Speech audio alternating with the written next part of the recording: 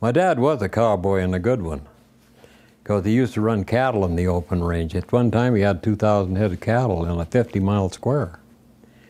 And we used to have 2 wolf pelts that he roped off a horse, to give you an idea how good a roper he was, you know. Yeah. Well, I can remember him with a rope, and he was an artist with a rope. I always say the prettiest ranch in the middle of the mountains. It had a beautiful meadow, and it had springs. It didn't have a flowing creek, but it had several cold water springs along the creek. And we had quite a bit of water there. You had to have water. And so that was one of the best ranches for water in that country.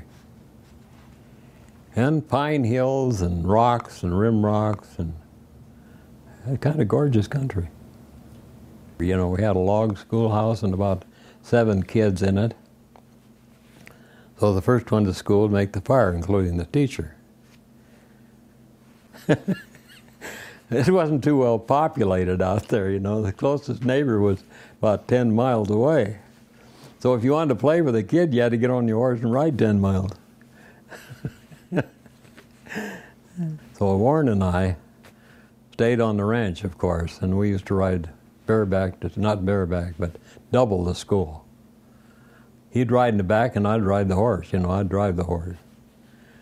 And we used to get on old Buck, and you know, by the time school was out, he was raring to go home.